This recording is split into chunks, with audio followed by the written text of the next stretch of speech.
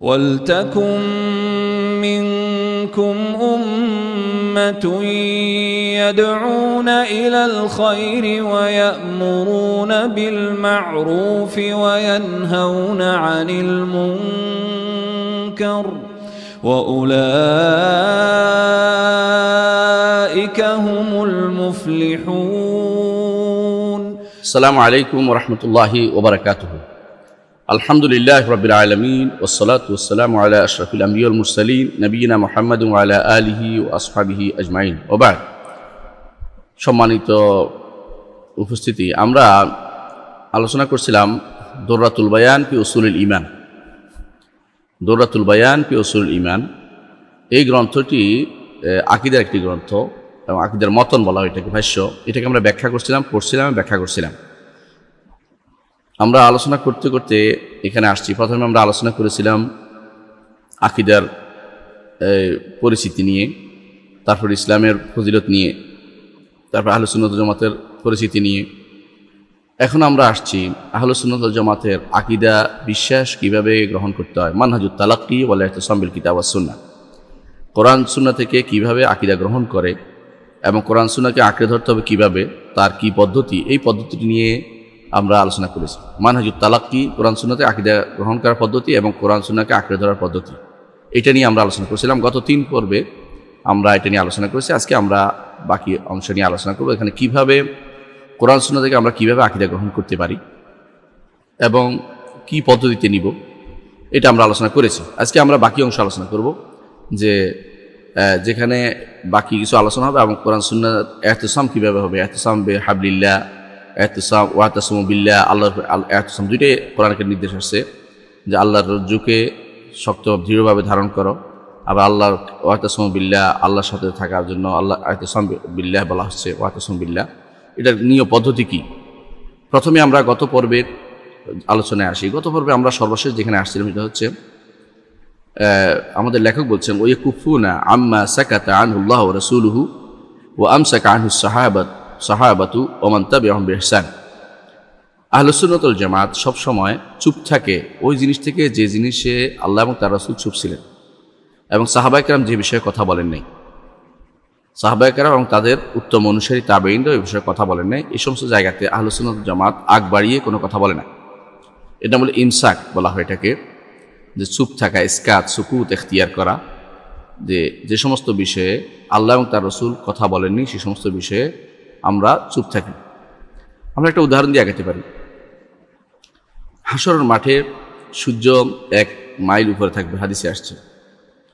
এখন এই মাইলের সংজ্ঞা 2টা দেওয়া হয়। একটা হলো মাইল ফিল মিকহালা, যেটাকে বলা হয় আল মিরাজ ফিল মিকহালা, যেটা মিল বলা হয় এটাকে, যেটা দিয়ে সুরমাদানিতে ঢুকে বের করে এসে চোখে দেওয়া হয়, এটাকে নাম মিল।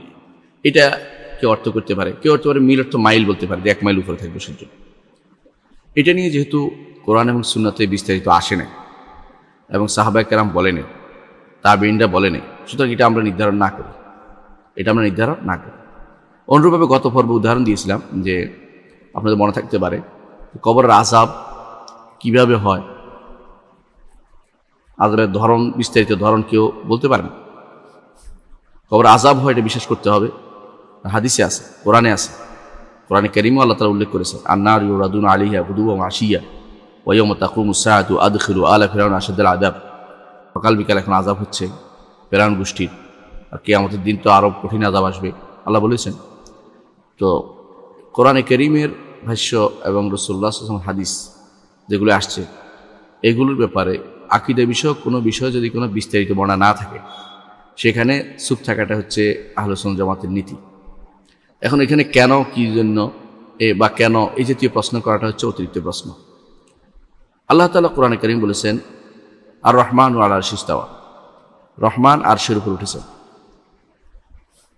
এখন যদি বলেন কেন উঠলেন, এটা অতিরিক্ত প্রশ্ন। এখানে এই প্রশ্ন আল্লাহ করেন, আল্লাহ রাসূল বলে দেন না, উত্তর দেন নাই, সাহাবায়ে কেরাম করেন না, তাবেঈনরাও করেন না। এটা যদি কোনো এখন ব্যাখ্যা করে কেউ বলে যে রহমান উপরে ওঠার কেন, এটা অর্থ হচ্ছে এটা যে তিনি অর্থ নিয়ন্ত্রণ করেছেন, অথবা তিনি এটা অধিকার করেছেন, অথবা তিনি পরিচালনা করছেন, এটার অর্থ এটা, তাহলে তিনি নিজে বানিয়ে কথা বলছেন। এখানে আল্লাহ এবং তার রাসূল যা বলেননি, সাহাবায়ে কেরাম যা বলেনি, তাবেঈনরা যা বলেনি, তারা নিজেরা এটা বানিয়ে বলতেছে। এটা হচ্ছে নিষিদ্ধ। আহলুস সুন্নাত জামাত এই জাতীয় জায়গাতে কখনো অগ্রণী হয় না, হাক বাড়িয়ে কথা বলে না। আল্লাহ এবং তার রসুল আমাদেরকে জানিয়েছেন যে আল্লাহ তাআলা কথা বলেন।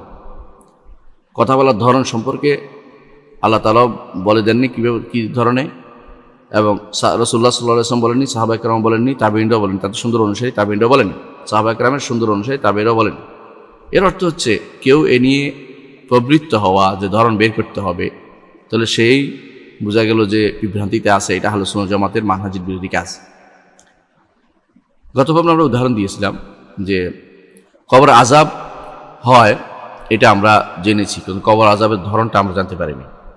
এখন যদি কেউ বলে যে আমরা আযাব শুনাইতে পারি, তাহলে বোঝা গেল সে অবশ্যই বিভ্রান্তিতে আছে এবং সে আহলুস সুন্নাত মানহাজের বাইরে চলে গেছে।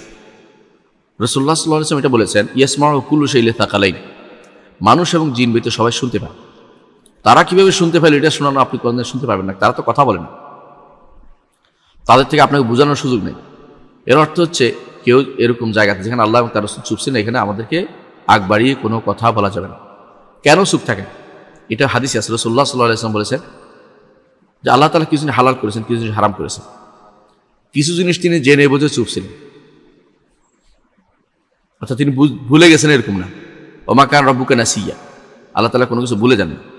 ওমা কান রব্বুকা নাসিয়া, সুতরাং তিনি ভুলে বলেন না এরকম বলার কোনো সুযোগ নেই, তিনি ইচ্ছা করে বলেন নাই। তবে তো যেহেতু আল্লাহ তাআলা ইচ্ছা করে বলেন না, সেহেতু আপনি আমি সেখানে জোর করে জানার চেষ্টা না করি। ইমাম তাহাবী রহমতুল্লাহ আলাইহি তার মাতন তাহাবীর মধ্যে যেন একটা জিনিস উল্লেখ করেছেন গুরুত্বপূর্ণ। তিনি বলেছেন যে আল ইলমু ইলমান, ইলম দুই ভাগে বিভক্ত, ইলমুন মওজুদ ওয়া ইলমুন মাফকুদ। একটা ইলম আমাদের জানা আছে, একটা ইলম আমাদের জানা নেই। যে ইলমটা জানা আছে এই ইলমটা আমরা প্রচার করব, যে ইলমটা জানা নাই এই ইলমটা নিয়ে আমরা আল্লাহর উপর তাওয়াক্কুল করব, আল্লাহ জানে, নাকিলু ইলাল্লাহ, আল্লাহর উপর সমর্থন করব, আল্লাহ জানে, আমরা জানি না। আল্লাহর উপর জানি না, আমরা জানি না, এটা বলাটা বড় কাজ, এটা শিখতে হবে। যে ব্যক্তি এটা জানে নাই যে আল্লাহ, আমরা জানি না আল্লাহ জানে, এটা বলতে শিখে নাই, সে ব্যক্তি সবসময় বিপদে পড়বে। আমার মনে আছে আমরা মসজিদ নববীতে একবার ওস্তাদকে জিজ্ঞাসা করেছিলাম, শেখ আব্দুল মোহসেন আব্বাদকে, যে এখন বর্তমানে ৮০০ কয়জন বহন করছে? তো দুনিয়ার বুকে মানুষ হুট করে বলে দেয় ৮০৭ জন বহন করতেছে, এবং এর উপরে দলিল খুঁজতে থাকে। তো উনি বলেন যে আল্লাহ বলছে কোরআনে কারিমে ওয়াইয়াহমিলু আরশা রাব্বিকা ফাওকাহুম ইয়াওমাইদিন সামানিয়া, সেদিন ৮ জনে বহন করবে আল্লাহ বলেছেন কিয়ামতের দিন। বর্তমানে কথা কেউ বলে নাই, আল্লাহু আ'লাম, আল্লাহ জানে। আমরা হলে কিন্তু খুঁজে বের করতাম যে আল্লাহ জানলে, আমি তো জানলাম না, আমি চেষ্টা করি, খুঁজে বের করি। এটা হচ্ছে বিভ্রান্তির শুরু। এরকম যেখানে আল্লাহ এবং তার রাসূল চুপ ছিলেন সেখানে কথা বলা, আগ বাড়িয়ে কথা বলাটাই হচ্ছে বিভ্রান্তির সূত্রপাত ঘটানো। বিভ্রান্তির সূত্রপাত ঘটানো, যেই জিনিসের ব্যাপারে যতটুকু আসছে ততটুকু বলতে হবে। এই জন্য ইয়াকুফুনা আম্মা সাকাতা আনহুল্লাহ ওয়া রাসূলুহু, আল্লাহ এবং তার রাসূল যে জায়গাতে চুপ আছেন সেই জায়গাতে আমাদেরকে চুপ থাকতে হবে। এবং ওয়া আমসাকা আনহু সাহাবা কেরাম যে বিষয়ে কথা বলেন নাই সেখানে আমাদের চুপ থাকতে হবে। ওমান তাবিআহুম বিইহসান, সাহাবাদের সুন্দর অনুসারী যারা ছিলেন তাবেঈরা, তারাও যে বিষয়ে কথা বলেন নাই সেভাবে আমাদের কথা বলা উচিত হবে না। এটা আপনি অনেক মাসালা, আকীদার অনেক মাসালাতে দেখতে পাবেন। আকীদার অনেক মাসালাতে এরকম যেখানে ধরন সম্পর্কে প্রশ্ন করে নাই কেউ, আমরা সেই ধরন সম্পর্কে প্রশ্ন না করি। আমি যখন একজনের কাছে বললাম যে রহমান আরশের উপর উঠেছেন, এখন সে বলল যদি আরশের উপর উঠে থাকে তাহলে নিচে ছিলেন। এই যে প্রশ্নটা তিনি করলেন এটা কিন্তু বাড়তি প্রশ্ন, সাহাবায়ে কেরাম কোনোদিন করেন নাই, তাবেঈনরা করেন নাই, ইমামরাও করেন নাই। এই প্রশ্নটা এখানে কেন করলেন? কারণ তিনি এখন নিজে আকল দিয়ে, বিবেক দিয়ে একটা জিনিস বানাতে চেষ্টা করছেন, যেটা দেখতে পাচ্ছেন যে এটা তার বিবেকে ধরতেছেন, এই জন্য তিনি বিরোধিতা করতেছেন। কিন্তু আল্লাহ এবং তার রাসূল জিজ্ঞাসাও করেন না, সাহাবায়ে কেরাম কোনোদিন জিজ্ঞাসা করেন না রাসূলুল্লাহ সাল্লাল্লাহু আলাইহি ওয়াসাল্লাম, ইয়া রাসূলুল্লাহ যদি আরশের উপর উঠে থাকেন তাহলে তো নিচে ছিলেন, এটা বলেন নাই। কারণ তারা জানেন যে এটা ধরন নির্ধারণ করে আমরা যদি নিচে থাকি আমরা উপরে উঠি। আল্লাহর ব্যাপারে এটা এই ধারণা কেন আসলো? আল্লাহর ব্যাপারে এটা কেন আসলো? নিজের উপর কিয়াস করছে প্রথমে প্রত্যেকটি মানুষ। এই জন্য যারাই অস্বীকার করে আল্লাহর কোনো সিফাতকে, তারা প্রথমে নিজের উপর কিয়াস করে নেয়, নিজের উপরে এটাকে জিজ্ঞেস করে নেয় যে এইটা হলে তো এটা তোমার, আল্লাহটা আনো কেন? আল্লাহর এরকম হবে কেন? ওইটা হলে এটা হয়, এটা তোমার হয়। আল্লাহ তাআলার ক্ষেত্রে তো এটি এরকম কোনো কিছু তিনি নতিজা বের করে বা ফল বের করে তুমি কিছু বলবে না তিনি। তাহলে এই হচ্ছে সমস্যা, যে যারাই আল্লাহ তাআলা যা বলেননি তা যা জানার চেষ্টা করবে তারাই বিভ্রান্তিতে পড়বে, এবং সে কোনোদিন সে পৌঁছতে পারবে না, এই ইলমিক সে কোনোদিন পৌঁছতে পারবে না। কিন্তু মাঝখানে কি হবে? সে সঠিক পথ থেকে, রাজপথ থেকে দূরে চলে গিয়ে কানাগলিতে প্রবেশ করবে। আর কি আহলে সুন্নাত জামাতের আকীদা গ্রহণের আর মূলনীতি কি? ফাহুম মুজমিউনা আলা তাওহীদ মাসদার আত-তালাক্কি ওয়া তাজরিদিহি আন কুল্লি শাওবিন কালামিন মারদুদ আও ফালসাফিন মাযমুম আও মাসলাকিন মুবতাদা ফাহুম মুজমিউনা আলা তাওহীদ মাসদার আত-তালাক্কি। তারা সবাই একমত যে আকীদা গ্রহণের উৎস সেটা সীমাবদ্ধ, যেটা বাড়বে না। তারা সবাই আকীদা গ্রহণের উৎস নিয়ে তারা একমত যে আকীদা গ্রহণের উৎস কোনোদিনে বাড়বে না। আকীদা গ্রহণ একমাত্র কোরআন এবং সুন্নাহ ভিত্তিক হবে, এর বাইরে যাবে না। কোরআন এবং সুন্নাহ ভিত্তিক হবে, এর বাইরে কখনো যাবে না। অর্থাৎ নিজেরা আর কোনো পদ্ধতি আবিষ্কার করতে পারবে না, এবারে তারা একমত। এটা ইজমা, তার আকীদা গ্রহণের এটা একটা ইজমা। এই জন্য আমরা বলছি একমত সহযোগী একটি উৎস। মূল হচ্ছে আকীদা গ্রহণের মাসদার, যে উৎস, যে কোরআন এবং সুন্নাহ থেকে নিতে হবে, এবারে তারা একমত। আহলে সুন্নাতের বাইরে যারা, তারা এবারে একমত হতে পারে না। তারা সবসময় বিবেকের দোহাই দেয়, হুজুরের দোহাই দিবে, মাদ্রাসার দোহাই দিবে, কোনো অমুকের তমুকের। কেউ বলবে আমি মাতুরিদি, কেউ বলবে আমি আশাহারি, কেউ বলবে আমি অমুক। আহলে সুন্নাত জামাত তাদের কোনো লোকের দ্বারা পরিচিত হয় না। তারা বলে যে কোরআন সুন্নাহ, অন্যরা বলবে যে আশাহারি মতবাদ, মাতুরিদি মত, অন্যরা বলবে আমাদের ইমাম কি বলছে। এটা হলো অন্যদের কাজ। আহলে সুন্নাত জামাত ইমাম দেওয়ার পরিচিতি পায় না। এরা পরিচিতি পায় কি দিয়ে? যে তাদের পরিচিতি হচ্ছে কোরআন সুন্নাহ দিয়ে, মাসদার আত-তালাক্কি দিয়ে তারা পরিচিতি। এখানে একমত হয় তারা, যে এইটাতে একমত হয়। এই জায়গাতে একমত হইতে পারলে কিন্তু মানুষের মধ্যে দ্বিমতটা কমে যেত। আর যারা ঐক্যের কথা বলছে, তারা যদি এই জায়গায় সবাইকে এই জায়গায় ডাকতো যে আসুন আমরা কোরআন এবং সুন্নাহর দিকে আসি, তাহলে কিন্তু ঐক্যটা হয়ে যেত। এই জন্য আহলে সুন্নাত জামাতের কাজই হচ্ছে এদিকে আহ্বান জানাবে। ব্যক্তি, দল, গোষ্ঠী অথবা কোনো ফেরকা, এগুলো দিয়ে কারা আহ্বান জানাতে পারে না। জানাইলেই সে আহলে সুন্নাত জামাতের বাইরে চলে গেছে। কেউ যদি বলেন চলেন আমরা এখন থেকে অমুক দলের পতাকা তলে সমবেত হই, এর অর্থ হচ্ছে আহলে সুন্নাত জামাতের বাইরে চলে যাচ্ছে। যদি বলতে আসুন আমরা কোরআন সুন্নাতে একমত হই, আলহামদুলিল্লাহ, আহলে সুন্নাতে মৌলিকভাবে সে আসে। এরপর যখন ভুল করবে তখন বলতে হবে এটা ভুল হচ্ছে, চলে আসেন আগের জায়গায়, ভালো জায়গায় চলে আসে, এভাবে বলতে হবে। কিন্তু সে মূল কথা এখন থাকতে হবে যে কোরআন সুন্নাহর বাইরে আর কারো থেকে আমরা কোনো আকীদার কোনো উৎস গ্রহণ করি না। অথচ আকীদার উৎস গ্রহণ করার মধ্যে অনেকেই ভুল করে। এর মধ্যে বড় ভুল যারা করে, এখানে তিনটি উল্লেখ করা হয়েছে। একটি হচ্ছে আকীদা গ্রহণের উৎসকে তারা আলাদা করে কি থেকে? আনকুল্লে শাওবিন কালামিন মারদুদ। কালাম শাস্ত্রবিদদের যে সমস্ত জিনিস তারা মিশ্রিত করেছে আকীদার সাথে, এগুলি থেকে তারা আলাদা করে।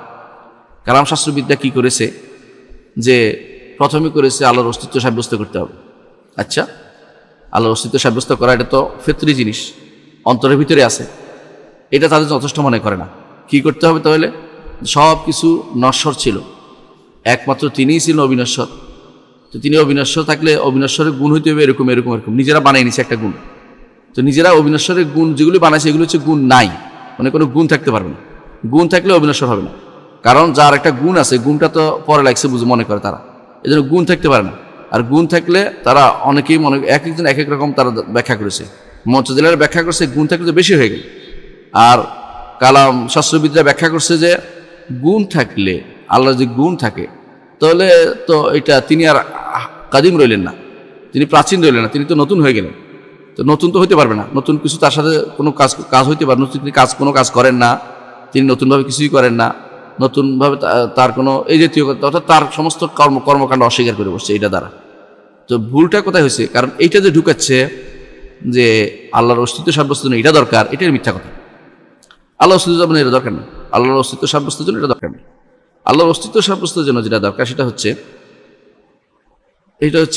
ফেতরাতে আছে। আল্লাহ তাআলা এটা বলেছেন, আফিল্লাহি শাক্কুন ফাতিরিস সামাওয়াতি ওয়াল আরদ। আল্লাহর ব্যাপারে সন্দেহ করে তোমরা, আসমান জমিনের তিনি স্রষ্টা। ফিতরাতাল্লাহি আল্লাতী ফাতারান নাস আলাইহা, ফিতরি জিনিস তোমাদের অন্তরের ভিতরে আছে। আরেকটা হচ্ছে স্রষ্টা, সৃষ্টি আছে, স্রষ্টা আছেন। সহজ উত্তর এটার জন্য ওই যেই জায়গায় চলে গেছে, যেখান থেকে যেটার কারণে অনেকগুলো লাওয়াজে মুবতাদা নিয়ে আসছে, বাড়তি জিনিস নিয়ে আসছে, যেগুলো হচ্ছে তার জন্য ক্ষতিকর জিনিস, এটা থেকে তারা আকীদাকে তারা মুক্ত রাখে। তো তাজরিদি আন কুল্লি শাওবিন কালাবিন মারদুদ, যাবতীয় কালাম শাস্ত্রবিদদের যে সমস্ত জিনিস তারা এর সাথে মিশাইছে, এগুলি থেকে তারা কোরআন সুন্নাহ থেকে আকীদা নেওয়ার পদ্ধতি থেকে তারা আলাদা করে, যে ওদেরটা থেকে আমাদের মিশানো যাবে না। অনুরূপ আরেক গোষ্ঠী আছে ফালসাফা, দর্শন দিয়ে তারা ঢুকছে, যারা দার্শনিক তথাকথিত ইবনে সিনা, ফারাবি, কিন্দি, এই জাতীয় গোষ্ঠীগুলো, এবং তাদের পূর্বসূরি আছিল ইবনে আরস্তু বা এফলাতুন অথবা সক্রাত অথবা বকরাত অথবা এই জাতীয় যারা ছিল, অথবা যাদেরকে বলা তালিস, এরা যারা ছিল, এদের যে অনুসারী মুসলিমদের মধ্যে কেউ কেউ নিজেদেরকে ফালাসাফাতুল মুসলিমিন বলে। মুসলিমদের কোনো ফালাসাফা হয় না। কেন হয় না জানেন? ফালসাফা অর্থ হচ্ছে মহব্বুল হাকমত পছন্দ করে। আর ফালসাফা বাংলা অনুবাদ হয় দর্শন। দর্শন অর্থ হচ্ছে দেখে শুনে নেয়া, আর আকীদা হচ্ছে না দেখে নেয়া। একটা সম্পূর্ণ বিপরীত। মুসলিমরা না দেখে ইমান আনে, দেখার পরে আর ইমানের প্রশ্ন আসে না। দেখার পরে দেখছি, বিশ্বাস করলাম, দেখলাম। ইমান যেটা, এটা কোনো দেখার উপর নির্ভরশীল না। তাহলে যে ব্যক্তি ফালসাফা দিয়ে ইমান সাব্যস্ত করতেছে, সেটা হাস্যকর জায়গায় আসছে। দেখার পরে ইমান আনবে, এটা তো কোন দিন? তাহলে হাসরের দিন ইমান আনতে হবে তাকে, কিয়ামতের মাঠে ইমান আনতে হবে যে জান্নাত দেখলাম, জাহান্নাম দেখলাম, এখন ইমান আনলাম। হ্যাঁ, তখন তো অবশ্যই কেউ বলবে, রব্বানা আবসারনা ওয়া সামি'না ফারজি'না না'মাল সালিহান ইন্না মুকিনুন। আল্লাহ দেখলাম, শুনলাম, এখন ফেরত দেন, আমরা এবারে দৃঢ়তার সাথে ইমান আনবো, এটা তখন বলবে। আমরা দৃঢ় বিশ্বাস হয়েছি, কাজ হবে না তখন। এই জন্য যারা দ্বিতীয় যে জিনিস থেকে আকীদাকে মুক্ত করে, তা হচ্ছে ফালসাফা থেকে, নিন্দিত দর্শন শাস্ত্রের কোনো কিছু থেকে তারা এই আকীদাকে রাখে না। দর্শন শাস্ত্র দিয়ে আমরা আকীদা সাব্যস্ত করার দরকার নেই। দর্শন শাস্ত্র দিয়ে আকীদার কোনো কিছু তারা রাখে না, যে দর্শন শাস্ত্র আমার আকীদার কোনো উৎস না। অথচ আপনি দেখবেন এই দর্শন শাস্ত্র অনেকেরই আকীদার উৎস। কালাম শাস্ত্রবিদদের আকীদার উৎস কিন্তু দর্শন শাস্ত্র। অনুরূপভাবে দেখবেন বেশিরভাগ সময় দেখবেন যারা সুফিবাদ আছে, দর্শন একটা কিন্তু বিরাট উৎস তাদের। সুফিবাদের মধ্যে দর্শন কি?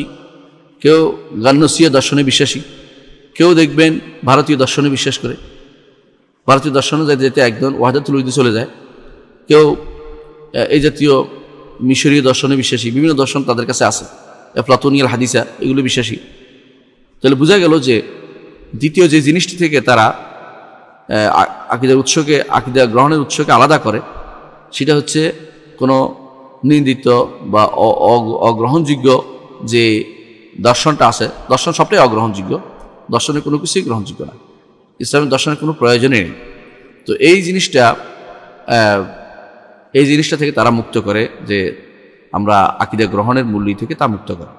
3 নম্বর, আও মাসলাকিয়ুন মুবতাদা, অথবা ধরে নিয়ে একটা বেদাতি একটা পদ্ধতি। বেদাতি পদ্ধতি কারা আবিষ্কার করেছে? যদি ভালো করে দেখেন, বেদাতি পদ্ধতি আবিষ্কার করেছে কারা? প্রথমটা করেছে মুতাজিলারা, বলছিলাম কালাম শাস্ত্রবিদের শুরুটা, এবং ফালসাফা করেছে যারা ইবনে সিনা, তথাকথিত দার্শনিক, মুসলিম দার্শনিক নামে পরিচিত তারা। আর এইটা করেছে আশায়ী মাতুরিদীরা, বানাইছে একটা নতুন। আপনি যদি কোনো সারাদিন পড়েন, ইমাম রাজির বই পড়েন, তো আশ্চর্য হবেন। ইমাম রাজি এত জিনিস বলেছে যেগুলো সরাসরি কোরআন সুন্নাহ বিরোধী, শেষ জীবনে তিনি তওবা করে ফিরে আসছেন দিনের দিকে, এই জন্য আমরা তার সঙ্গে কিছু বলছি না। কিন্তু এমন বিরোধী কথাবার্তা বলছে যে কোরআন সুন্নাহ গ্রহণ না করার জন্য তিনি নতুন পদ্ধতি আবিষ্কার করছে। এবং নতুন পদ্ধতি আবিষ্কার শুধু এটা নয়, আকীদা গ্রহণের ক্ষেত্রে নতুন পদ্ধতি আবিষ্কার করছে। কেমন? খবর ওয়াহিদ নেওয়া যাবে না, অর্থাৎ সহি হইল, বিশুদ্ধ হইল একটা হাদিস নেওয়া যাবে না, বিশুদ্ধ হইতে একজন বর্ণনা করছে, এটা নেওয়া যাবে না, সেটা মশহুর হয় নাই, মুতাওয়াতির হয় নাই, নেওয়া যাবে না। আবার কখনো কখনো তারা বলতো এটা যে আকীদার ক্ষেত্রে নেওয়া যাবে না, আমলের ক্ষেত্রে নেওয়া যাবে, আকীদার ক্ষেত্রে মোটেই গ্রহণ করা যাবে না। এরকম গ্রহণ করলে আকীদায় থাকে না। কারণ আকীদা সাহাবায়ে কেরাম তারা একজন কাছে হাদিস বর্ণনা করেছেন, তারা একজন বিশ্বাস করেছেন, এবং এটা নিয়ে কেউ কোনো কথা বলেন নাই। দেখুন, দাওয়াত দিয়েছেন রাসূলুল্লাহ সাল্লাল্লাহু আলাইহি ওয়াসাল্লাম বিভিন্ন রাষ্ট্রপ্রধানদেরকে, পাঠাইতেন একজন মানুষকে, তাকে একটা চিঠি দিয়ে তিনি আকীদার দাওয়াত দিয়েছেন। বলেন না যে তুমি তো একজনে বলছো, 10 জনে বলতে হবে, এটা বলেন। তারা সবাই এটা বুঝতো যে একজন মানুষ বিশ্বস্ত হলে তার কথা গ্রহণযোগ্য। রাসূল নিজে একজনকে পাঠিয়েছেন, তিনি 10 জনকে পাঠাননি, যে তোমার একজনের কথা কেমন গ্রহণ করবে, 2 জন পাঠাই, এটা বলেনি। তাহলে বোঝা গেল এই যে মাসলাকুল মুবতাদা বানানো একটা মাসলাক তৈরি করেছে এরা,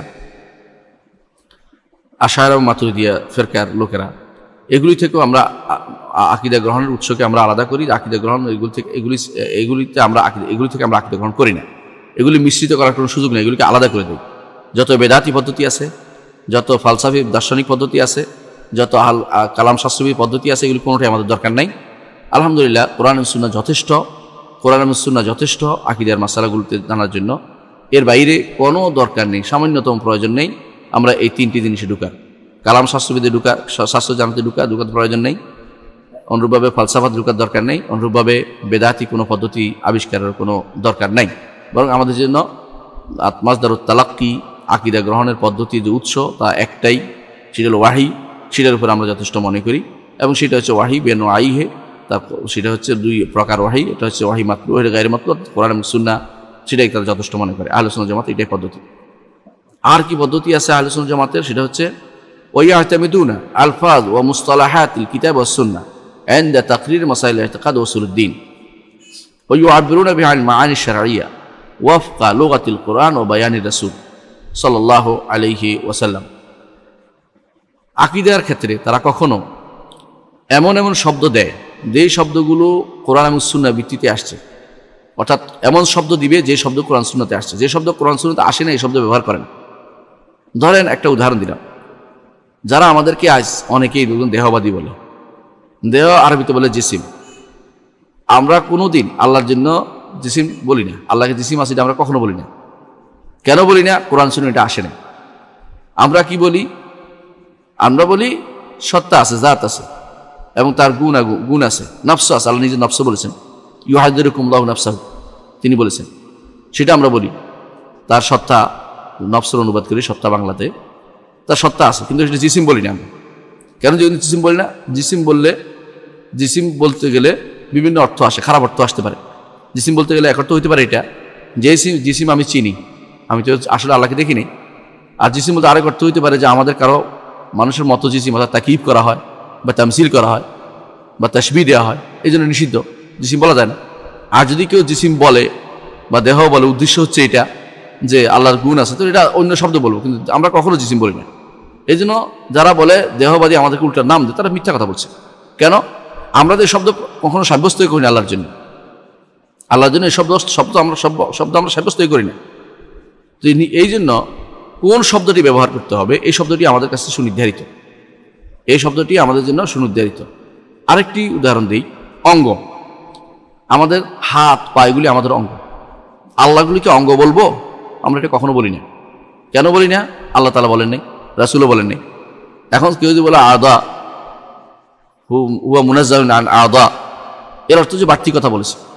যদিও তাহাবী রহমতুল্লাহ এটা বলেছেন, কিন্তু এটা তিনি হয়তো বোঝানোর জন্য, তাদের যারা বিপক্ষ দলকে বোঝানোর জন্য বলছেন। বাস্তবত এটা কিন্তু ব্যবহার করা যায় না। আদা আল্লাহর জন্য ব্যবহার করা যায় না, আল্লাহর জন্য কোনো ব্যবহার করা যায় না, আল্লাহর জন্য পরিচিত কোনো দিক ব্যবহার করা যায় না। আপনার দিক বলতে আপনি অনেকেই বুঝি আমরা দিকগুলো, আমার চোখের সামনে যে দিক দেখা যাচ্ছে। একজন মানুষ উল্টা দিকে থাকলে সে মাথার দিক থেকে বলবে, পৃথিবীর নিচের দিকে থাকলে বলবে ওই দিক উপরের দিক। এটা তো আপনার সৃষ্ট দিক, সৃষ্ট দিকে তো আমরা বলি না। আল্লাহ তাআলা তিনি আরশের উপরে, সব কিছুর উপরে, অর্থ হলো সব কিছুর উপরে। এগুলো সৃষ্ট ব্যক্তিকেন্দ্রিক, এটা সৃষ্টকেন্দ্রিক। সব কিছুর উপরে যিনি, সর্বোপরে যিনি, সেটা তো আলাদা। সেটার সাথে তো আমরা আল্লাহ থেকে সেটা নির্ধারণ করি, মানুষের মতো নির্ধারণ করি না। তাহলে এটাই, এই যে অঙ্গ বলা অথবা আল্লাহ তাআলাকে কোনো দিকের ভিতরে বলা অথবা আসমানের ভিতরে বলা, এই জাতীয় কথাবার্তা বলা, আমরা এগুলো থেকে মুক্ত। কারণ আমরা কোনো এরকম শব্দ এবং কোনো পরিভাষা ব্যবহার করি না যেটা কোরআন এবং সুন্নাহ নেই। কোরআন এবং সুন্নাহ নেই এমন কোনো পরিভাষা আমরা ব্যবহার করি না। আকীদার ক্ষেত্রে কোরআন এবং সুন্নাহ নাই এমন কোনো পরিভাষা আমরা ব্যবহার করি না। কোরআন এবং সুন্নাহ থাকতে হবে, সলফে সালেহীন সেগুলি বলতে হবে, এর মধ্যে আমরা থাকি। আকীদার জিনিসটা এরকম। ঠিক যেমন একটা উদাহরণ দেই আর একটু বোঝার জন্য। আমরা আকীদা বলি, সুন্নাহ বলি, ঈমান বলি, উসুল বলি। যেমন উসুলুদ্দিন কেউ বলেছে আমাদের সলফে সালেহীন। এর বাইরে যেমন বলি না কি, আকীদাকে ইলমুল কালাম বলি না, আকীদা ইলমুল ফালসাফা বলি না, আকীদাকে বলি না মেটাফিজিক্স বলি না, এই জাতীয় শব্দ আমরা ব্যবহার করি না। আকীদাকে আমরা বলি না ইলাহিয়াত, কেউ এটা বলে ইলাহিয়াত। এলাহিয়াত নাম দিছে, এরা মানুষ বানাইছে বসে বসে এলাহিয়াত। আকীদাকে আমরা কালাম শাস্ত্র বলি না, দর্শন শাস্ত্র বলি না, কারণ এগুলি মানুষের তৈরি, এই সমস্ত শব্দ আমরা ব্যবহার করি না। যেমন আরেকটা উদাহরণ দিই, হাসরের দিন আল্লাহ তাআলা মিজান যেন ওজন করবে, মানুষের নেকি বদি ভালো মন্দ ওজন করবেন, স্পষ্ট হাদিসে আসছে। এখন আমরা মিজান বাদ দিয়ে মানদণ্ড বলি না, কারণ মানদণ্ডের অনেক অর্থ হইতে পারে। যদি কোনো আমরা মানদণ্ড কেন বলি না, মানদণ্ড তো ভিন্নভাবে মান নির্ধারণ করার পদ্ধতি থাকতে পারে, কিন্তু হাদিসে যেটা আছে মিজান পাল্লা, এটা দুইটা পাল্লা আছে হাদিসে আসছে, এবং এক পাল্লায় রাখা হবে, আরেক পাল্লা ওইটা রাখা হবে বলা হয়েছে। তাহলে বোঝা গেল যে আমি বদলাইতে পারি না, শব্দ পরিবর্তন করলে বিনা অর্থ চলে আসে। ঠিক অনুরূপভাবে দেখেন, আল্লাহর জন্য আমরা খোদা ব্যবহার করি না, কেন? কোরআন সুন্নাহ আসে নাই। আল্লাহর জন্য আমরা গড বলি না, কারণ কোরআন সুন্নাহ আসে নাই। আল্লাহর জন্য আমরা ভগবান ব্যবহার করি না, কারণ কোরআন সুন্নাহ আসে নাই। আল্লাহর জন্য আমরা আত্মা ব্যবহার করি না, কারণ কোরআন সুন্নাহ আসে নাই। তো কোরআন সুন্নাহ যেগুলি আসে নাই সেগুলো আমরা ব্যবহার করি না, আল্লাহ রাখি এগুলি। তো আকীদার ক্ষেত্রে, শব্দ চয়নের ক্ষেত্রে, পরিভাষা চয়নের ক্ষেত্রে কোরআন সুন্নাহর শব্দ থেকে কোরআন সুন্নাহ আসার বাইরে আমরা যাই না, অথবা যদি সলভে সারি অনুমোদন করে কোনো শব্দ সেটা আমরা গ্রহণ করি, সলভদের থেকে শব্দটা আসতে হবে সেটা আমরা গ্রহণ করি। এই জন্য কোনো কিছু সম্পর্কে আমরা বলতে হলে ইউআব্বিরুনা বিহা আনিল মাআনি শারঈয়া, এই শব্দগুলি দরকার, বুঝার দরকার। কোনটা বোঝার দরকার? যেমন আল্লাহ তাআলার হাত, পা, চোখ এবং আল্লাহ তাআলার আঙ্গুল, আল্লাহ তাআলার শোনা, তার দেখা, আল্লাহ তাআলা তার ক্ষমা করা, তার রহমত করা, দয়া করা, এগুলিকে কখনো আমরা হাদিস বাই জাতীয় শব্দ বলি না, হুদুস কিছু বলি না। কেন বলি না? কারণ এটা আল্লাহ তার রাসূল বলেন। কি বলছে আল্লাহ রাসূল? আল্লাহ তার রাসূলকে সিফাত বলছেন। কোথায় বলছেন? বলছেন এক সাহাবী, তিনি রাসূলুল্লাহ সাল্লাল্লাহু আলাইহি ওয়াসাল্লাম তাকে এক ইয়াতে পাঠালেন, সারিয়াতে পাঠালেন, যুদ্ধে পাঠালেন।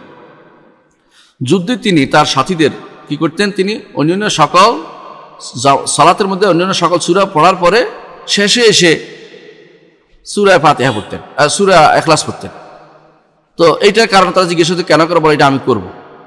তো ওরা ফিরে আসার পরে রাসূলুল্লাহ সাল্লাল্লাহু আলাইহি ওয়াসাল্লামের কাছে তারা অভিযোগ দিলেন যে এই সাহাবী কাজ করেছে, অন্যান্য সূরা পড়ে শেষ, এরপরে আয়েশা সূরা ইখলাস পড়ে। তো জিজ্ঞাসা করলেন, ওই সাহাবী তুমি এটা কেন করলে? বলি, ইয়া রাসূলুল্লাহ, এখানে তো আল্লাহর গুণ রয়েছে, ফিহা সিফাতুর রহমান, আল্লাহর গুণ রয়েছে, এই জন্য আমি এটা খুব পছন্দ করি। রাসূলুল্লাহ সাল্লাল্লাহু আলাইহি ওয়াসাল্লাম বললেন যে আল্লাহ তাআলার এই গুণটি পছন্দ করার কারণে আল্লাহ তাআলা তোমাকে জান্নাতে প্রবেশ করাবেন। আল্লাহু আকবার। শব্দ গুণ কিন্তু চলে আসছে, এই জন্য আমরা গুণ বলি। কেউ বলে গুণ বললেন কেন? গুণ তো রাসূল বলেছেন, যেহেতু রাসূল বলেছেন। অনুরূপ সাহাবীরা বলেছেন, ওয়ালিল্লাহিল মাসাউল আলা। মাসাউল আলা তাফসীর করেছেন আসিফাতুল উলা, সর্বোচ্চ গুণাবলী। সুতরাং এই জন্য গুণ বলি। তো আল্লাহ তাআলা সিফাত এবং সর্বসালিন সবাই ব্যাখ্যা করেছেন, ইয়াদ, হাত, পা, এগুলিকে সর্বসালিন সিফাত বলেছেন। যদি না বললে আমরা বলতাম না, সিফাত বলতাম না। সিফাত শব্দটি সরাসরি বলেছেন তারা সিফাত হিসেবে, গুণ হিসেবে। এবং তারা ভাগ করেছেন, আবু হানিফা রাহমাতুল্লাহ নিজে ভাগ করেছেন। সিফাত জাতীয়, সিফাত ফেলিয়া দুই ভাগ করে দিয়েছেন তিনি নিজেই। সত্তাগত গুণ এবং কর্মগত গুণ তিনি ভাগ করে দিয়েছেন। এর অর্থ হচ্ছে, এবং তিনি বলেছেন লিল্লাহ ইয়াদুন, তার আল্লাহর হাত রয়েছে, এবং সিফাতের বর্ণনা আসছে, গুণের বর্ণনা করতে ভাগ করেছেন তিনি। তো সলভে সালেন যেটা বলেছেন এবং কোরআন এবং সুন্নাহ যেটা আসছে, সলাফ যেটা বলেছেন, এর বাইরে আমরা নতুন কোনো শব্দ ব্যবহার করি না।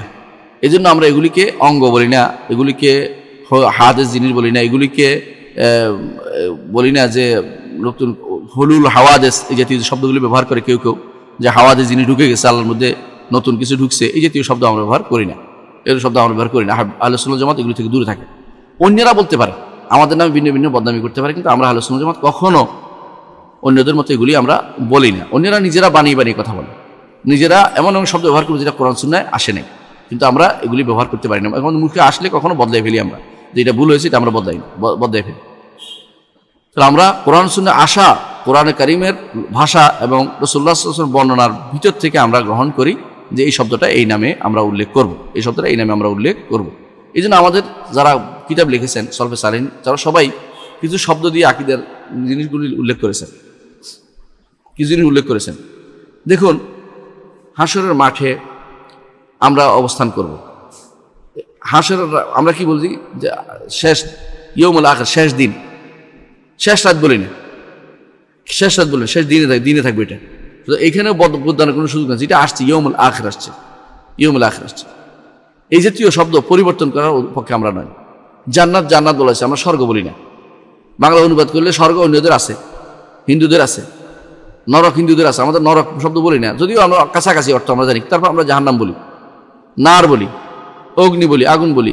নরক আর আগুন যদি এক মনে করতে চান, হ্যাঁ, অসুবিধা নেই, কিন্তু সমস্যা হচ্ছে একটাই, এটা অন্য একটা পরিভাষা, আরেকজনের পরিভাষা আমরা গ্রহণ করি না। কিছুদিন আগেও মানুষ বেহেশত ব্যবহার করতে, এখন মানুষ আলহামদুলিল্লাহ বেহেশত ছেড়ে দিয়েছে। কথাটা বলা, বেহেশত ছেড়ে দিয়েছে কেন? বেহেশত অর্থ হলো আটওয়ালা, হাস্ত হলো আট, হাস্তম অষ্ট, আটওয়ালা, কারণ তারা মনে করতো আট বেহেশত। এটা আসছে মূলত একটা ছোট্ট একটা দিন, মাজুস দিন থেকে। মাজুসদের বই আছে, তাদের এই জিন্দা বেস্তার মধ্যে হাসত আছে, এটা ফার্সি শব্দ, হাসত হলো অষ্টম, এটা তারা বেহেশত বলতো। আমরা এখন বেহেশত বলা ছেড়ে দিয়েছি, মানুষও বলে না আলহামদুলিল্লাহ। জান্নাত জাহান্নাম বলা মানুষ শিখে গেছে এতদিনে, আলহামদুলিল্লাহ এখন অনেকটাই মানুষের কাছে এটা পরিচিতি লাভ করেছে, এটা হলো নিয়ম। এই জন্য আহলে সুন্নাত জামাত আকীদার ক্ষেত্রে এমন কোনো শব্দ ব্যবহার করে না, এমন কোনো পরিভাষা ব্যবহার করে না যেটা কোরআন ও সুন্নাহ আসেনি।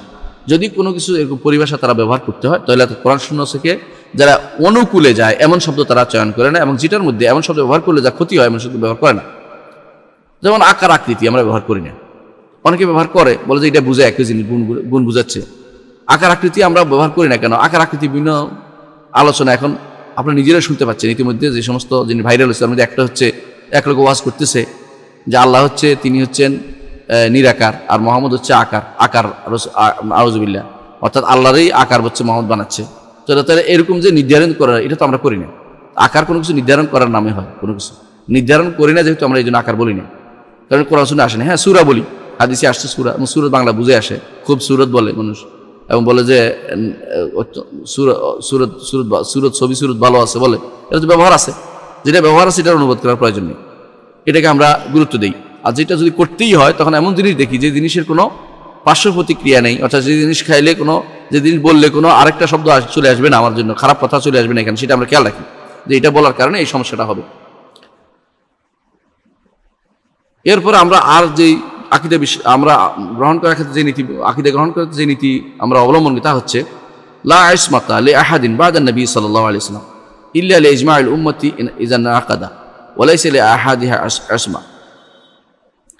আহলে সুন্নাত জামাত বিশ্বাস করে যে রাসূলুল্লাহ সাল্লাল্লাহু আলাইহি ওয়াসাল্লামের পরে আর কারো কোনো গুনাহ হতে পারে না এমন কোনো নিরাপত্তা নেই, ভুল হতে পারে না এমন কোনো নিরাপত্তা নেই।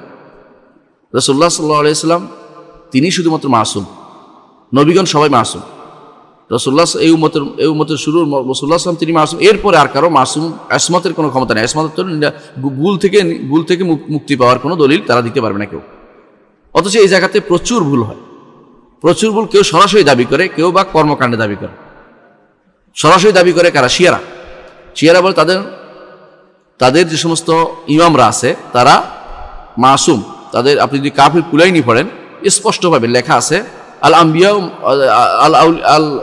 আল আইম্মাতু মাসুমুন, ইমামরা সব মাসুম, অর্থাৎ তারা নিরাপদ, তাদের কোনো গুনাহ হয় না, তারা গুনাহ থেকে মুক্ত, ভুল থেকে মুক্ত, খাতা থেকে মুক্ত। এভাবে তারা ভিন্ন ভিন্ন দিয়ে অনবরত লিখছে, শিরকি কথাবার্তা লিখে ভর্তি করে দিছে, গুনার কথা বলেছে। তাহলে দাবি করতে পারে না কেউ গুনার বাড়াতে তাকে মাসুম বানাই ফেলছে, নবীদের জায়গা নিয়ে গেছে, শিরকি রিসালা করে ফেলতেছে অনেকেই, এটা করা জায়েজ নেই, এর দাবি করে সেটা। এবং তাদের বলতেছে, খুমাইনি বলতেছে ওয়াইন্না লি আইম্মাতিনা মানজিলাতান লা ইয়াবলুগুহা মালাকুল মুকাররাব ওয়ালা নাবিয়্যুল মুরসাল। আমাদের ইমামদের যে মর্যাদা, তাতে কোনোদিন কোনো নবীও পৌঁছতে পারে না, আল্লাহর প্রেরিত কোনো ফেরেশতাও কোনো নৈকট্যপ্রাপ্ত ফেরেশতাও কখনো পৌঁছতে পারে না, নাউযুবিল্লাহ। এটা হচ্ছে খুমাইনির কথা, তার হুকুম আল ইসলামিয়ার মধ্যে উল্লেখ করছে সেটা। ওয়াইন্না লি আইম্মাতিনা মানজিলাতান, আমাদের ইমামদের এমন মর্যাদা, লা ইয়াবলুগুহা মালাকুল মুকাররাব ওয়ালা নাবিয়্যুল মুরসাল, আল্লাহর নৈকট্যপ্রাপ্ত কোনো ফেরেশতাও সেখানে পৌঁছতে পারে নাই, কোনো নবী, আল্লাহর প্রেরিত কোনো নবী সেখানে, রাসূল এবং নবী কেউ পৌঁছতে পারে না সেখানে। কি বুঝলেন সেটা? এর অর্থ হচ্ছে ইসমাতের উপরে ইসমত, অর্থাৎ নিরাপত্তার উপরে নিরাপত্তা। ভুল থেকে নিরাপদ বানিয়ে দিচ্ছে তারা, সরাসরি বলেই দিচ্ছে তারা। এইটা আছে শিয়াদের, সমস্ত শিয়ারা এটা করে, যাবতীয় শিয়া। সেই শিয়া একেবারে ইরানি শিয়া যেটা আছে, এটা তো প্রথম করে, যেটাকে বলা হয় আমরা 12 ইমামিয়া ফেরকা।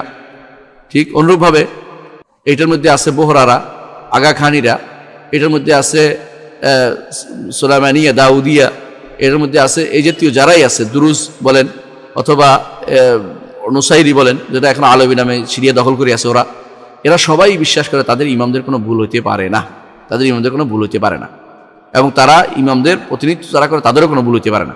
এই জন্য তারা এটাকে মনে করে যে ইসমত, ইমামদের জন্য তাদের ইসমত রয়েছে, অর্থাৎ তারা ভুল ত্রুটি থেকে মুক্ত। আরেক দল আছে যারা মুখে বলে না কিন্তু কর্মকাণ্ডে সেটাই বাস্তবায়ন দেখায়। কিরকম? পীরেরা, তারা মনে করে তাদের মুরিদরা মনে করে তাদের পীররা, তাসাউফের যে সমস্ত নেতারা, তারা কখনো মনে করুন আব্দুল কাদের জিলানী ভুল হইতে পারে, এটা বিশ্বাস করবে না। আপনি যদি কেউ দেখান তার আব্দুল কাদের জিলানী রহমতুল্লাহ আলাইহি, তিনি সহিহ আকীদার মানুষ ছিলেন, কোনো সন্দেহ নেই, এবং তার গ্রন্থ আছে এবারে আল গুনিয়াতুল তালিবিল হক, এই গ্রন্থের মধ্যে সহিহ আকীদার বিষয়ে আলোচনা করেছেন লম্বা।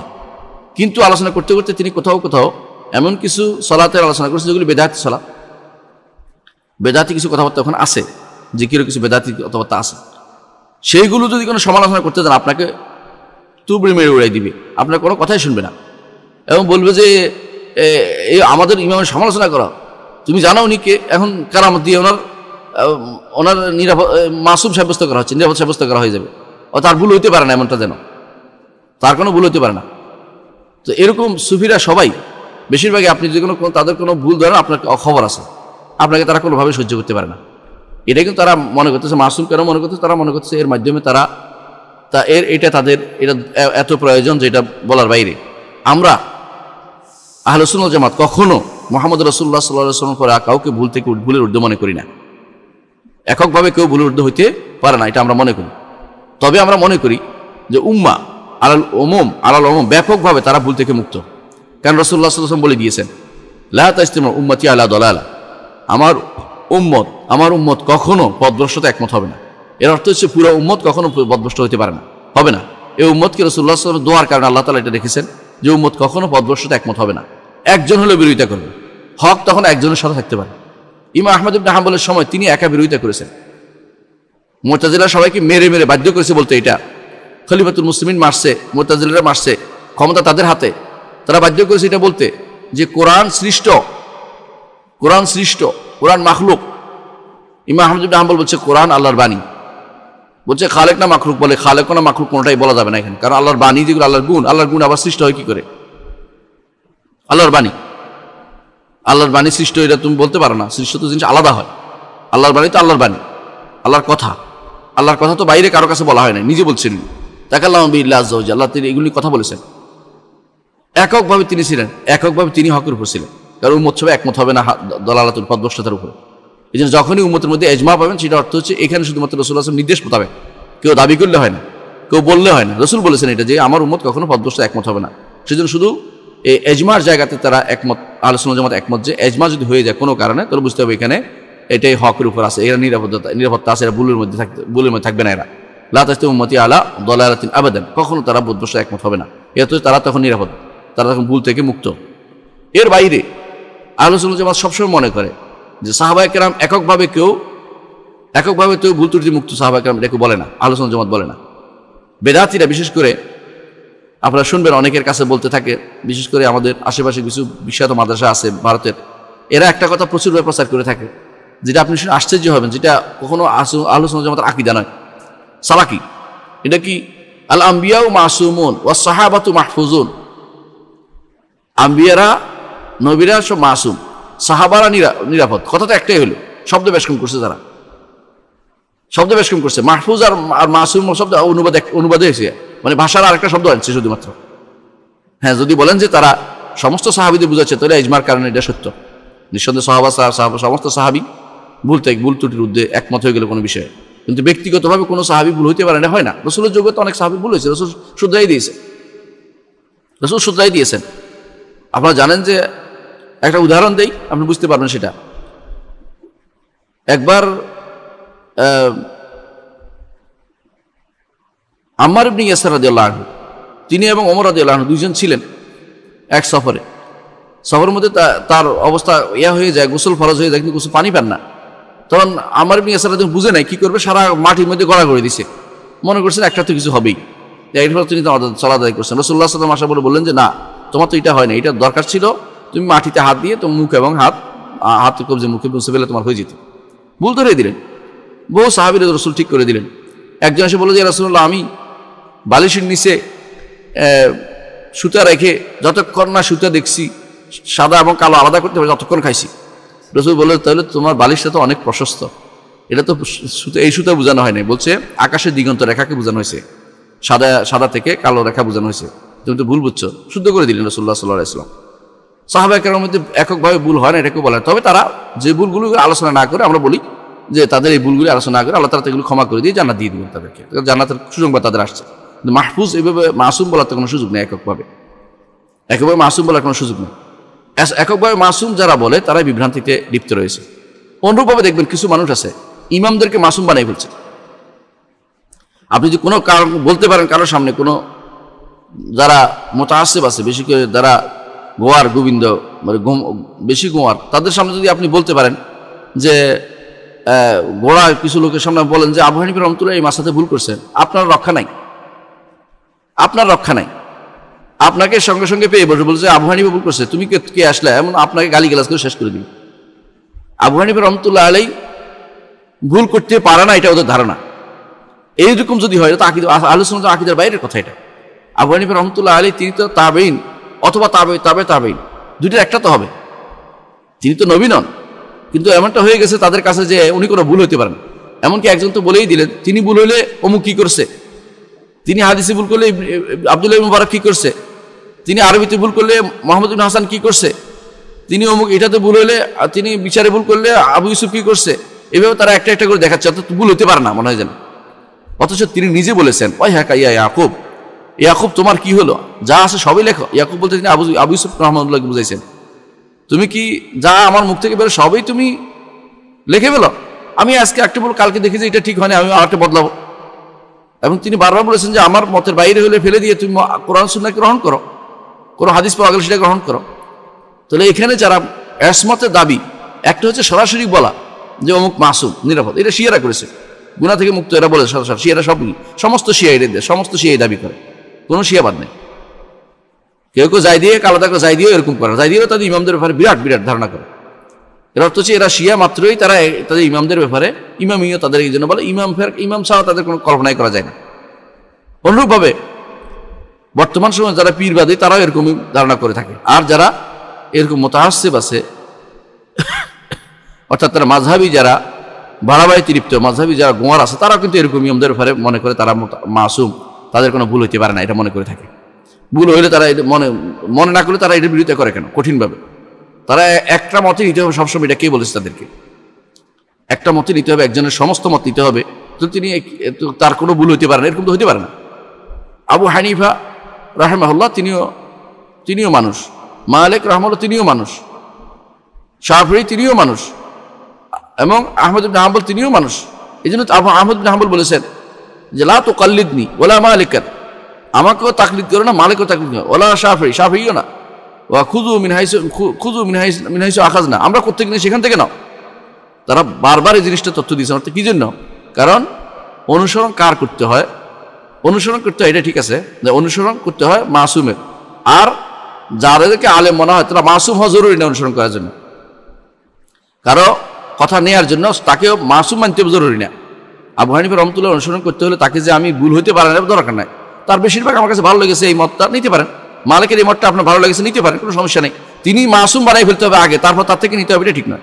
এটা শিয়াদের কর্মকাণ্ড, শিয়ারা এটা করেছে, আগে মাসুম বানাইছে, তারপরে তারা এরপরে তাদের দাবি করেন যদি মাসুম হয়েছে এখন চাইছে তা বলে ভালো হয়ে যাবে।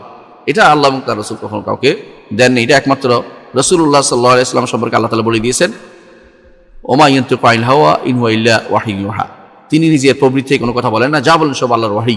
এই জন্য রাসূলুল্লাহ সাল্লাল্লাহু আলাইহি ওয়াসাল্লামের প্রত্যেকটি কথা গ্রহণযোগ্য, প্রত্যেকটি কথা যদি তার খাস না হয়, বিশেষত্ব না থাকে, সেটা আমাদের জন্য তাশরীহ এবং সেটা আমাদের জন্য আদর্শ, এবং সেটা আমাদের নিতে হবে।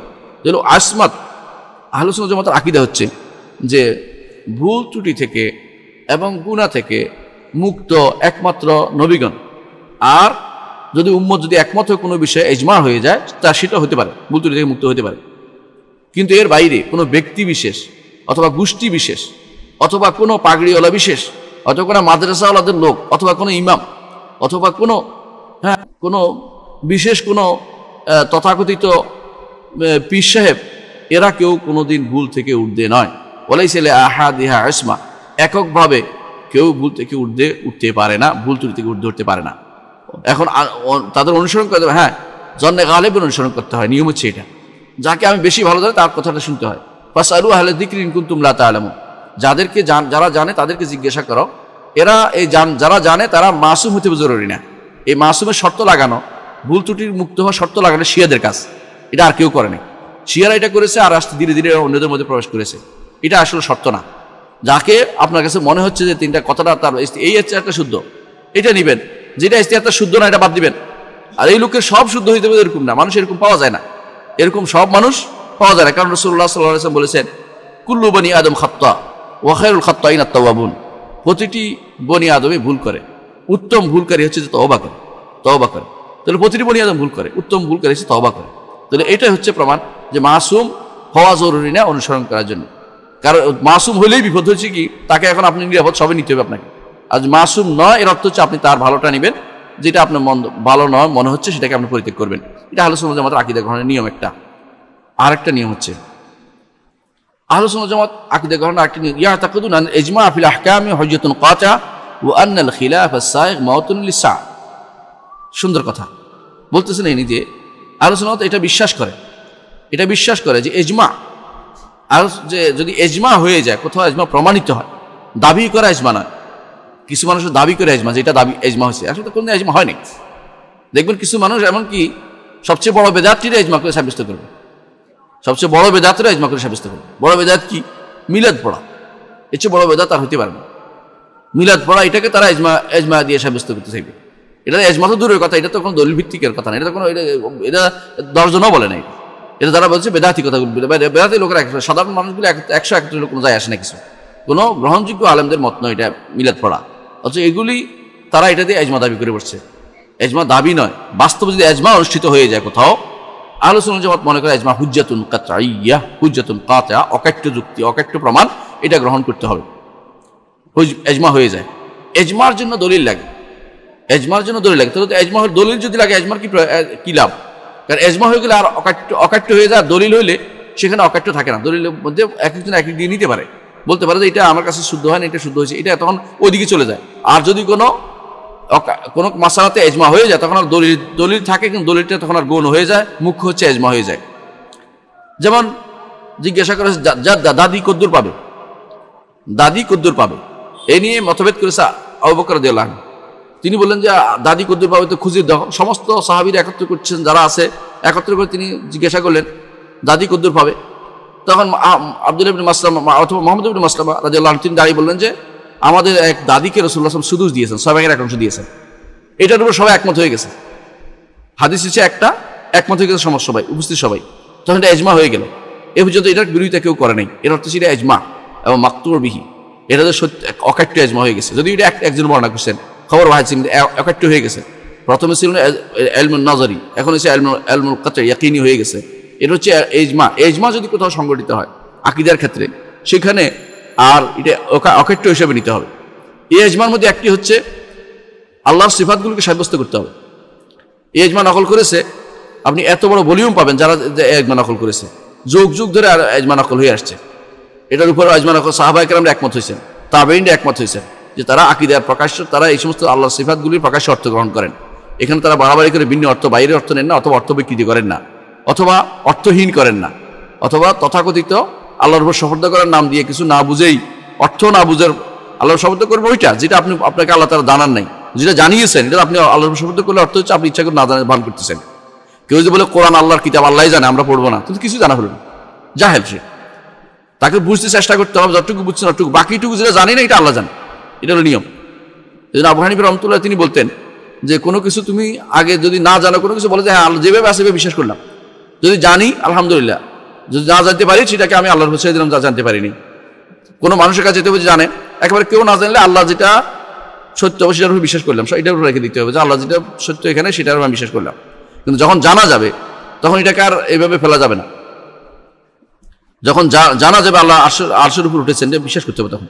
যখন জানা যাবে আল্লাহ প্রথম নিকটতম আসমান নেমে আসে, বিশ্বাস করতে হবে তখন। ধরনটা জানি না, এটা কখনো চেষ্টাও করার দরকার নেই, এটা আল্লাহর উপর ছেড়ে দিবে। কিন্তু আপনাকে ইজমা হয়ে গেছে যেখানে আল্লাহ আরশের উপর উঠেছেন, এটা ইজমাই মাসালা, কোনোদিন দ্বিমত ছিল না। রাসূলের যুগে, সাহাবাদের যুগে, তাবেঈনদের যুগে, ইমামদের যুগ পর্যন্ত এটা এক দ্বিমত ছিল না। দ্বিমত হচ্ছে পরবর্তীতে আসার কারণে এটা এই তাদের কত বক্তব্য গ্রহণযোগ্য না, ইজমার বিপরীত কথাবার্তা। এর উপরে আমাদের গ্রন্থটা আপনি দেখেছেন, রহমান আরশের উপর উঠেছেন, ওইটা বড়, এটা আপনি দেখেছেন। এটা যদি পারেন আপনার সংগ্রহ করে দেখবেন কিভাবে আমি নকল করেছি, যুগ যুগ ধরে রাসূলের হাদিস দিয়ে, কোরআন আয়াত দিয়ে, রাসূলের হাদিস দিয়ে, সাহাবায়ে কেরামের কথা দিয়ে, তাবেঈদের কথা দিয়ে, ইমামদের কথা দিয়ে, এবং এই পর্যন্ত গ্রহণযোগ্য আলেমদের কথা নিয়ে যে এই বিষয়ে কোনো কথা বলার করার, অর্থাৎ আরশের উপর উঠেন না এমন কথা বলার কোনো সুযোগ নেই। তিনি উঠেছেন, এখন বলে যে উঠে কি করতেছেন আপনার দরকার নেই, ওইটা আপনার বাড়তি কথা, বাড়তি আলোচনা। আমরা যেখানে চুপ ছিল, এখানে আল্লাহ তার রাসূল চুপ আছে, ওখানে চুপ থেকে আমরা একটু আগে আলোচনা করেছি, ওইটা বলার দরকার নেই। তাহলে আমরা কি বুঝলাম ইজমা হুজ্জাতুন কাতিআ, অকাট্য যুক্তি হচ্ছে ইজমা, অকাট্য প্রমাণ ইজমা, এটা ইজমা হিসেবে আমরা গ্রহণ করি, তবে ইজমা সংগঠিত হতে হবে।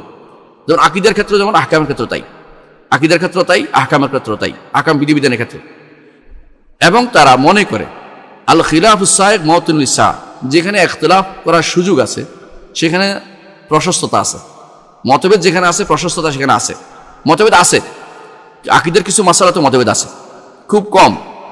আর আহকাম বিধিবিধানের ক্ষেত্রে বেশি, অনেক মাসালাতে মতভেদ আছে, বিধিবিধানের ক্ষেত্রে। কিন্তু আকীদার মাসালাতে খুব ইখতিলাফটা খুব কম, শুধু কমই, শুধু শাখা প্রশাখা জড়িত মাসালা। যেমন আল্লাহ তাআলা কি দেখেছেন কিনা, আল্লাহ তাআলাকে কি দেখেছেন কিনা রাসূলুল্লাহ সাল্লাল্লাহু আলাইহি ওয়াসাল্লাম কি আল্লাহ তাআলাকে দেখেছেন কিনা, এই মাসালার মধ্যে দুই দল মতভেদ করেছে। কে? আব্দুল্লাহ ইবনে আব্বাস রাদিয়াল্লাহু আনহু এবং আয়েশা রাদিয়াল্লাহু আনহা। আয়েশা রাদিয়াল্লাহু আনহা বলতেছেন, যদি কেউ বলে যে মুহাম্মদ সাল্লাল্লাহু আলাইহি ওয়াসাল্লাম তার রবকে দেখেছিল, মিথ্যাবাদী সে। আর ইবনে আব্বাস বলছেন যে তিনি দেখেছেন। দুইটার মধ্যে সামঞ্জস্য করেছে আলেমরা, আলহামদুলিল্লাহ। সেটা কি? যে ইবনে আব্বাস বলতে চেয়েছেন যে তিনি স্বপ্নে দেখেছেন, আর আয়েশা রাদিয়াল্লাহু আনহা যেটা বলতে চেয়েছেন সেটা হচ্ছে মেরাজের রাতে তিনি দেখেননি, এটা বলা উদ্দেশ্য। মেরাজের দিন দেখেন না, স্বপ্নে দেখেছেন, দুইটার মধ্যে কোনো বিরোধ নাই, কারণ দুইটাই আকীদা শুদ্ধ, তিনি স্বপ্নে আল্লাহকে দেখেছেন, বিভিন্ন হাদিসে স্পষ্ট এসেছে। কিরকম দেখেছেন বলেননি, ধরন বলেননি, কারণ ধরন তিনিও বলতে পারেন না, বুঝাতে পারবেন না। একজন মানুষ আল্লাহ তাআলা তার নবীকে কিভাবে দেখা দিলেন এটা রাসূলও বলে দেন নাই, যেহেতু বলে দেন না এখানে আমরা চুপ থাকি, সুকুত। তবে দেখেছেন বিশ্বাস করতে হবে, কিন্তু সরাসরি দেখেন না, তিনি বলে দিয়েছেন। মেরাজ রাতে তিনি দেখেন না, তিনি বলেছেন নূরুন আন্না আরাহু, তিনি তো নূর, আমি কিভাবে তাকে দেখতে পাবো। আরো বলেছেন মা রাআইতুহু, আমি তাকে দেখি নাই। আরো বলেছেন নূরুন, তিনি তো নূর, এটা বলেছেন। তাহলে তিনি এটা বলার পরে আর বলার কোনো সুযোগ নেই যে তিনি আল্লাহকে দেখেছেন, জাগ্রত চোখে আল্লাহকে দেখেছেন, এটা বলার কোনো সুযোগ নেই। কিন্তু এখানে ইখতিলাফটা আমাদের সুযোগ আছে, এই কথাটা বলার সুযোগ আছে। যেমন একটা তাফসীর আমরা নিতে পারি, ইউমা ইউকশাফু আন সাকিন, যেদিন পিণ্ডলি উন্মুক্ত করা হবে। এখানে দুইটা তাফসীর আসছে, দুইটা তাফসীর আমরা গ্রহণ করি। একটা হচ্ছে সিফাতের আয়াত ধরলে আল্লাহ তাআলা তার পিণ্ডলি উন্মুক্ত করবেন, আর বলবেন যে দুনিয়াতে তোমরা তো যেহেতু মুনাফিকরা এবং ঈমানদাররা রয়ে গেছে, যারা অনুসরণ করতে তারা অনুসরণ করে জাহান্নামে চলে গেছে, বাকি রয়েছে মুনাফিক এবং ঈমানদাররা হাসরের মাঠে। আল্লাহ তাআলা এসে বলবেন যে তোমরা কারা? বলে আমরা আপনার ইবাদত করতাম। বলে তোমাদের আল্লাহর পরীক্ষা করবেন, কারণ এখন তো এখানে মুনাফিকরা রয়ে গেছে, কারণ তারা তো কারো অনুসরণ করে বলে না, প্রকাশ্যে বলে না যে আমরা অমুক অনুসরণ করি। তখন আল্লাহ তাআলা বলেন ঠিক আছে, তোমরা সিজদা করেছো, বলে করেছিলাম, তাহলে এখন করে দেখাও। আল্লাহ তাআলা তো পিণ্ডলি মুক্ত করবেন এবং ঈমানদাররা করতে পারবে, আর যারা মুনাফিক তারা করতে পারবে, তাদের পিঠ হয়ে যাবে এক শিঙে, গরুর শিঙের মতো শক্ত, তারা বাঁকা করতে পারবে না। এটাকে হাদিসে এভাবে আসছে, সায়াসিল বাকার, শিঙের মতো শক্ত হয়ে যাবে, বাঁকা করতে পারবে না, তারা শক্ত হয়ে যাবে। আল্লাহ তাআলা এটা বলছেন ইয়ৌমা ইউকশাফু আন সাকিন ওয়া ইউদআউনা ইলা সুজুদি ফালা ইস্তাতিউন, তারা করতে পারবে না। এটা একটা ব্যাখ্যা, এটা শুদ্ধ। এখানে সাব্যস্ত হইল কি আল্লাহর ছায়া, আল্লাহর রয়েছে, আল্লাহর পিণ্ডলি রয়েছে, এটা সাব্যস্ত হয়েছে। এটা অস্বীকার করে আরেকটা তাফসীর আছে, এটা অস্বীকার করি না, আমরা দুইটাই স্বীকার করি। এই তাফসীর অস্বীকার করলে আরেকটা বললে তখন সমস্যা, আমরা দুইটাই স্বীকার করি।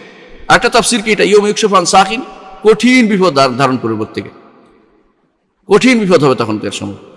কাশফা আন সাকিন তো কঠিন বিপদ, এটা হাদিস, এটা আরবি ভাষাতেও আছে, এটা শুধু একটা কঠিন বিপদ তেরা। কিন্তু এটা এখানে আসবে না কেন? কারণ এরপরে আসছে ওয়াইউদআউনা ইলা সুজুদ, তাহলে বোঝা গেছে আসলে পিণ্ডলিটাই বেশি শুদ্ধ।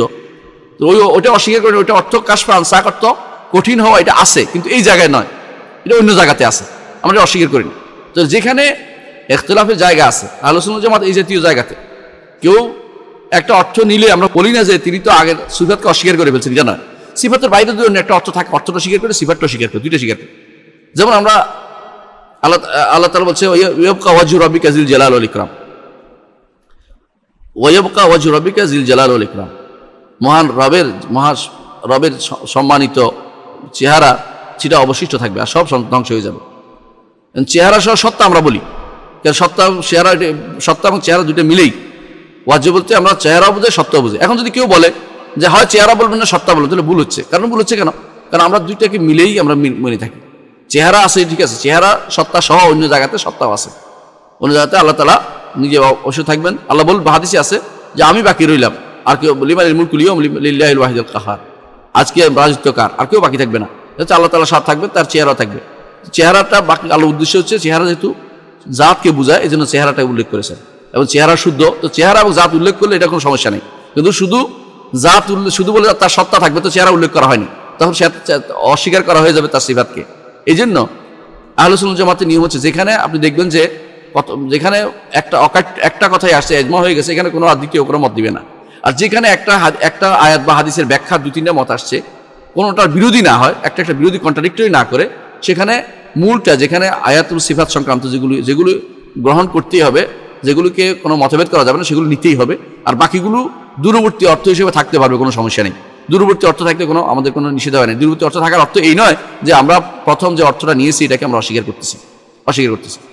এই ব্যাপারে আমরা উদাহরণ দিয়েছিলাম যে ইমাম বুখারী রাহমাতুল্লাহ আলাইহি বলেছেন যে ওয়াসি'a কুরসিয়ুস সামাওয়াত, কুরসি হচ্ছে ইলম, তার জ্ঞান। এটা দূরবর্তী অর্থ, আসমান জমিন সবই এটার ভিতরে জায়গা হয়, তার কুরসির ভিতরে জায়গা হয়, এবং তিনি সবই জানেন। দ্বিতীয় অর্থটা এটা অসুবিধা নেই, কারণ প্রথম অর্থটা তিনি অস্বীকার করেননি। প্রথম অর্থ অস্বীকার করেন, দ্বিতীয় অর্থ স্বীকার করেন, তো দুইটাই আল্লাহর জন্য প্রযোজ্য, কিন্তু একটা অস্বীকার করে একটা বলা যাবে না। ওয়াসি'a কুরসিয়ুস সামাওয়াত, শুধু ইলম বলা যাবে না, শুধু ইলম না, সেটা কুরসিও, এটা একটা আল্লাহ কি দিয়ে সৃষ্টিটাও বলা হয়েছে, কত বড় এটাও বলা হয়েছে। এবং হাদিসে যেহেতু আসছে বুঝতে হবে কুরসি শুধু ইলমের নাম নয়, এবং ইলমের কুরসি অর্থ আল্লাহর কুরসি সবকিছু শামিল করে, তেমনি ইলমও সবকিছু শামিল করে। এটা হলো ইমাম বুখারীর উদ্দেশ্য। তো এরকম জায়গা যেখানে ইখতিলাফ আছে, সেখানে আমাদের বলে যে এখানে একটু ছাড় আছে, মানে বুঝতে পারে যে এখানে মতভেদটা কোত্থেকে নিতে হবে। কিন্তু এর অর্থ এই নয় যে এখানে অস্বীকার করতে হবে, যেটা আমাদের প্রামাণ্য এটাকে অস্বীকার করা যাবে না। অতিরিক্ত যে সমস্ত পথ আছে সেটাকে তারা গ্রহণ করে নেয়, অতিরিক্ত মতটাকে তারা বাড়াবাড়ি করে না, অতিরিক্ত মতটা তারা গ্রহণ করে। ঠিক অনুরূপভাবে আহকামের ক্ষেত্রে দেখেন, একমত যে 5 ওয়াক্ত সালাত, সবাই একমত, 5 ওয়াক্ত সালাতের ওয়াক্ত 5টি, সবাই একমত। তাহলে এখন আসল প্রশ্ন হচ্ছে ভিতরে কি মাসালা। ভিতরে যেহেতু মতভেদ হয়েছে, কেউ বলছে ওয়াজিব, কেউ বলছে সুন্নাহ মুআক্কাদা, কেউ কিন্তু ফরজ বলেন না। আবু হানিফা ফরজ বলেন না, তিনি ওয়াজিব বলেন। তো পার্থক্য হচ্ছে যে এখানে মতভেদটা হয়েছে, মতভেদ থাকার কারণে এখানে চুপ থাকেন। কেউ ওয়াজিব বলছে, কেউ ফরজ বলছে, এটাই বলেন। কেউ ওয়াজিব বলছে, কেউ সুন্নাহ মুআক্কাদা বলছে, এটা বলেন। এখানে আপনার সমস্যা নেই এটা বললে, কিন্তু যেহেতু মতভেদ হয়েছে কেন, আমি এটাকে সুন্নাহ মোতাবেক বলতে হবে, এটা বাধ্যবাধকতা নেই। কিন্তু 5 ওয়াক্ত সালাতের ব্যাপারে, ওয়াক্ত 5টার ব্যাপারে কোনো মতভেদ করতে পারবেন না, কারণ এটা আল্লাহ রাসূল নির্ধারণ করে দিয়েছেন। রাসূলুল্লাহ সাল্লাল্লাহু আলাইহি ওয়াসাল্লাম বলেছেন, 5 সালাওয়াতিন ফিল ইয়াউমি ওয়াল লাইলা, 5 সালাওয়াতিন ফিল ইয়াউমি ওয়াল লাইলা, রাত দিনে 5 ওয়াক্ত, 5 সালাওয়াতিন ফিল ইয়াউমি ওয়াল লাইলা, রাত দিনে 5 ওয়াক্ত সালাত রাসূল বলে দিয়েছেন, ফিল ইয়াউমি ওয়াল লাইলা, 5 ওয়াক্ত সালাত নির্ধারণ করে দিয়েছেন। এর অর্থ হচ্ছে আপনি এখানে কমাইতে পারবেন না, বাড়াইতে পারবেন না, এটা নির্ধারিত। এখানে কোনো ইখতিলাফ নাই। ইখতিলাফ হচ্ছে যাইয়া আপনি ভিতরকে কি বলবেন, এটা নিয়ে মতভেদ হয়েছে। ওই মতভেদটা থাকুক, মতভেদের মধ্যে সমস্যা নেই আমাদের কাছে। ঠিক আকীদার ক্ষেত্রে যেমন এরকম আছে, আহকামের ক্ষেত্রে এরকম আছে, বিধিবিধানের ক্ষেত্রে, শরীয়তের ক্ষেত্রে এরকম যে মাসালা আছে যে মতভেদপূর্ণ মাসালাতে ছাড় দিতে হবে, এখানে বাড়াবাড়ি করা যাবে না। একটি মতভেদপূর্ণ মাসালাতে আপনি মতনিল্লিসা, এখানে মনটা প্রশস্ত করুন, 10টা মত হইতে পারে, কোনো সমস্যা নেই। আমরা যখন ফিকার মাসালা পড়াই দেখি যে কোনো মাসালা 10টা মত আছে, কোনো মাসালা 5টা মত আছে। আমরা সবগুলি বাদ দিতে পারবো না, বাদ দেওয়ার কোনো সুযোগও নেই। এই জন্য ইমাম উমর ইবনে আব্দুল আজিজ রাহমাহুল্লাহ, খলিফাতুর রাশেদ ওনাকে বলা হয়ে থাকে। খলিফা, নিঃসন্দেহে খলিফা, রাশেদ যাই বলি, নিঃসন্দেহে তিনি একজন খলিফা, এবং 12 জন একজন। রাসূলুল্লাহ সাল্লাল্লাহু আলাইহি ওয়াসাল্লাম যাদের সুসংবাদ দিয়েছেন যে 12 জন যতদিন থাকবে ততদিন পর্যন্ত উম্মত কখনো এই উম্মতের মধ্যে শক্তিশালী থাকবে। রাসূলুল্লাহ সাল্লাল্লাহু আলাইহি ওয়াসাল্লাম এটা বলেছেন যে উম্মত অত্যন্ত শক্তিশালী থাকবে যতক্ষণ পর্যন্ত তাদের মধ্যে 12 জন খলিফা হবে। এর মধ্যে খলিফাতুর রাশেদ উমর ইবনে আব্দুল আজিজ একজন। তিনি কি বলছেন? তিনি বলতেছেন, মা উহিব্বু আন্না আসহাবা রাসূলিল্লাহ সাল্লাল্লাহু আলাইহি ওয়াসাল্লাম ইয়াখতালিফ, আমি পছন্দ করি না রাসূলুল্লাহ সাল্লাল্লাহু আলাইহি ওয়াসাল্লাম সাহাবীদের মধ্যে মতভেদটা না থাকুক, এটা আমি পছন্দ করি না। ফাইন ইখতিলাফুহুম সিআতুল লানা, তাদের মতভেদটা আমাদের জন্য প্রশস্তি নিয়ে আসছে। অনেক মাসলার মধ্যে মতভেদ থাকার মধ্যে অনেক উপকারও আছে, সেটা আপনি জানেন। সে মাসলা, ইখতিলাফি মাসলা যেগুলো আছে, এগুলো নিয়ে বাড়াবাড়ি করা ঠিক নয়। একজনের পিছনে একজন নামাজ পড়বে না মতভেদের কারণে, এটা ঠিক নয়। মতভেদের কারণে যদি কোনো আমাদের দেশে যেরকম বাড়াবাড়ি করা হয়, এটা যদি আরব দেশে করা হয় তাহলে বিপদে পড়তেন আপনি। কীরকম? আমার দেশে আপনি যদি কোনো মসজিদে যান, অনেক সময় দেখবেন যে আপনাকে রফিয়া দান করতে নিষেধ করা হচ্ছে, আমিন বলতে নিষেধ করা হচ্ছে, অথবা আপনাকে আঙ্গুল নাড়তে নিষেধ করা হচ্ছে তাশাহুদে, অথবা দেখবেন আপনাকে আমিন জোরে বলতে নিষেধ করা হচ্ছে। এই জাতীয় যেগুলো আছে আপনাকে বিভিন্নভাবে হেনস্থা করা হচ্ছে। আচ্ছা, আপনারা যখন আমরা বিদেশে যাই, যখন সৌদি আরব যাই নামাজ পড়ি, তখন কি আপনার মসজিদ থেকে বের করে দেয়, আমার পিছনে আমিন বললে না কেন, তুমি বের হয়ে যাও, বলতে পারতো? বলে কেউ বলে না, কারণ এটা তাদের মনটা বড় আছে, প্রশস্ত আছে যে ইখতিলাফি মাসালা এখানে মতভেদ থাকতেই পারে। কিন্তু আপনার এখানে মতভেদটা আপনার প্রশস্ত নাই, আপনি প্রশ্ন করেন কোথাও আকীদার ক্ষেত্রে, আকীদার ক্ষেত্রে আপনার তিনটে চলে। আকীদার ক্ষেত্রে মাতুরিদি আকীদাও কেউ কেউ কারো কাছে হক, আশারি আকীদাও কারো কাছে হক, সালাফি সহি আকীদাও তাদের কাছে হক। তিনটা শুদ্ধ, প্রয়োজনে আরেকটা আনলে ওটাও শুদ্ধ হয়ে যাবে। কিন্তু ফিকহের মাসলার ক্ষেত্রে তারা কখনো দুই তিনটা মতকে সহ্য করতে পারে না। অথচ এখানে মতভেদ আছে, শরীয়ত এখানে ছাড় দিয়েছে, এখানে মতভেদ করবে না। মতভেদ হয়েছে তাদের আকীদার ক্ষেত্রে। সুবহানাল্লাহ, নিকসাতুন, এটা ফিতরা। ফিতরা তো ফিতরা উল্টে গেছে, এখানে ফিতরা তো উল্টে গেছে। আহলে সুন্নাত জামাত বলে যে ইজমাই মাসালা বা আকীদার মাসালার মৌলিক ইজমাই মাসালার মধ্যে কোনো মতভেদ থাকতে পারবে না। তবে যেখানে মতভেদ আছে আহকামের মাসালা অথবা আকীদার কিছু ছোটখাটো মাসালার ক্ষেত্রে যে মতভেদ আছে, এগুলো মতভেদগুলি তারা এগুলি বাড়াবাড়ি করে না, এগুলি থাকতে পারবে বলে তারা বিশ্বাস করে, এগুলো তারা চলতে পারবে বিশ্বাস করে। মতভেদপূর্ণ মাসালার মধ্যে একটা উদাহরণ দিই, শিরক, ছোট শিরক। ছোট শিরক যেটা আছে, ছোট শিরক করলে কি সে চিরস্থায়ী জাহান্নামী? না ছোট শিরক আল্লাহর ইয়ার ভিতরে, আল্লাহর মাশিয়াতের ভিতরে, ইচ্ছার ভিতরে তিনি সেটাকে যার জন্য ইচ্ছা ক্ষমা করবেন সেরকম, যেটা কবিরা গুনার অন্তর্ভুক্ত, না এটা বড় বড় শিরক যে কবিরা গুনার পরে কাফের হয়ে গেছে আর জান্নাতে যাওয়ার সুযোগ নাই, সেটার অন্তর্ভুক্ত। এই নিয়ে মতভেদ হয়েছে। এখন পর্যন্ত কেউ সমাধান দিতে পারেনি। বেশিরভাগ মানুষই বলে থাকে এটা যে এটা হলো কবিরা গুনার অন্তর্ভুক্ত। কিন্তু ছোট শিরক ভালো করে তাকালে ছোট শিরক শুধু কবিরা গুনার চেয়ে বড়। কারণ রাসূলুল্লাহ সাল্লাল্লাহু আলাইহি ওয়াসাল্লাম সাহাবী আব্দুল্লাহ ইবনে মাসউদ রাদিয়াল্লাহু আনহু বলেন, লা আন আহলিফা বিল্লাহি কাযিবান আহাব্বু ইলাইয়া আন আহলিফা বিগাইরিল্লাহি সাদিকান। আল্লাহর নামে মিথ্যা শপথ করা আমার কাছে উত্তম অন্যের নামে সত্য কথা শপথ করার চেয়ে। কারণ আল্লাহর নামে মিথ্যা শপথ করলে কবিরা গুনাহ হবে, আর অন্য নামে মিথ্যা শপথ করলে শিরক হয়ে যাবে। শিরকের পর্যায়ে আছে, যদি কোনো তাকে মহাসম্মান দেওয়া হয় তখন কবিরা গুনাহ শিরক আকবর হয়ে যাবে। আর যদি কোনো শুধুমাত্র শক্ত করার জন্য, কথাটা শক্ত করার জন্য বলা হয় তাহলে শিরক আসগর হবে। এখন তাহলে বোঝা গেল যে শিরকের পর্যায়টা কবিরা গুনার চেয়েও বড়। এখন মতভেদ হতেই পারে এখানে মতভেদ এটা যে এটা কি তাহলে কি মাসি আল্লাহর ইচ্ছার অধীন যে তিনি যাকে ইচ্ছা তাকে ক্ষমা করবেন, নাকি এটা আগে যেটা বলে দিয়েছেন যে তিনি শিরক করলে কাউ ক্ষমা করবেন না, ওইটার ভিতরে যে সে জাহান্নামী হয়ে যাবে। মতভেদ থাকতে পারে, এরকম মতভেদ গ্রহণযোগ্য। কিন্তু ওইটা মতভেদ গ্রহণযোগ্য না।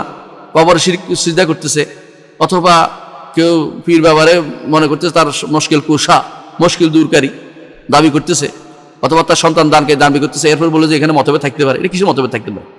অথবা কেউ আল্লাহর সিফাতগুলো অস্বীকার করছে, সে হক, যে সিফাত সাব্যস্ত সে হক, কিভাবে হয়? আল্লাহ কি তিন রকম হতে পারে নাকি?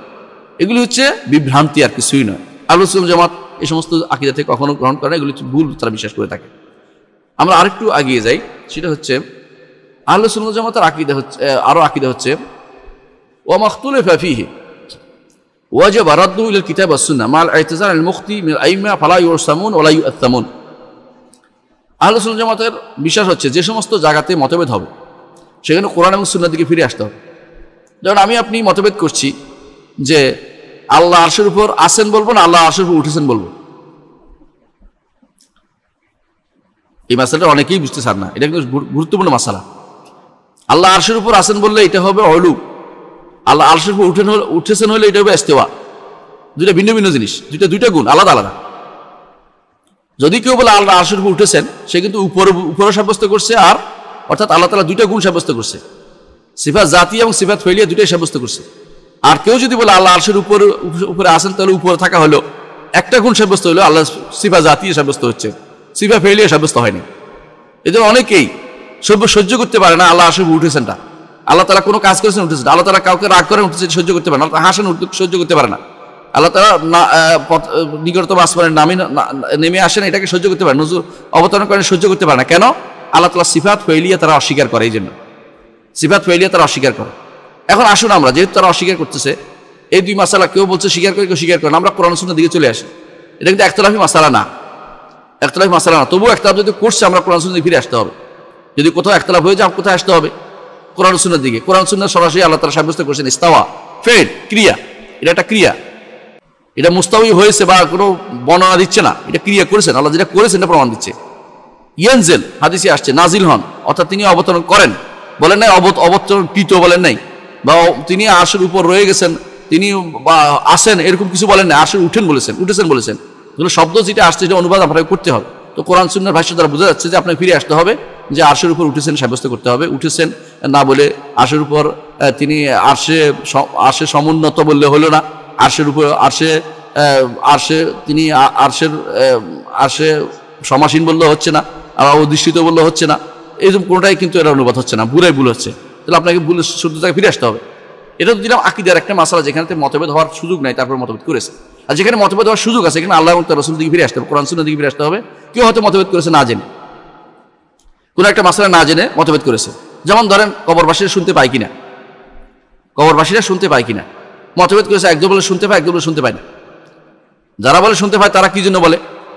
তারা বলে যে শুনতে পায় এই জন্য বলছি যে আমরা তো সালাম দিই, আমরা তো সালাম দিই। আর রাসূলুল্লাহ সাল্লাল্লাহু আলাইহি ওয়াসাল্লাম তিনি মাঝে মধ্যে কথা বলতেন, এবং তিনি কালিবি বদর এদেরকে বলেছেন, অর্থাৎ বদরের যুদ্ধে যখন হেরে যায় ওরা মুশরিকরা এবং তারা মারা যায়, আবু জাহেল সহ তাদেরকে একটা গর্তে ফেলে রাসূলুল্লাহ সাল্লাল্লাহু আলাইহি ওয়াসাল্লাম বলেছিলেন যে হে অমুক, হে অমুক, তোমরা কি শুনতে পাচ্ছ? আমাদের রব আমাদেরকে যা বলেছে আমরা পেয়েছি, তোমাদের রব যা তা বলছে তোমরা কি পাইছো? তো সাহাবে কেরাম বলেন যে ইয়া রাসূলুল্লাহ, এরা তো মরে গেছে, এদের কি জিজ্ঞাসা করছেন? রাসূলুল্লাহ সাল্লাল্লাহু আলাইহি ওয়াসাল্লাম বলছেন যে তোমরা আমার থেকে, তোমরা বেশি শুনছো না তাদের থেকে, তারা বেশি শুনছে আমার। এই যে বেশি শোনার কথা, এটাতে হয়তো কেউ দলিল নিতে পারে যে কবরওয়ালা শুনতে পায়, দলিল নিতে পারে, তার একটা সব সুযোগ আছে। এই ভুল আমরা ভাঙ্গাই দিতে হবে। কিরকম? আল্লাহ তাআলা কোরআনে বলেছেন ওমা আনতা বিমুসমিম মান ফিল কুবুর, যারা কবর আছে এদেরকে আপনি শোনাতে পারেন না।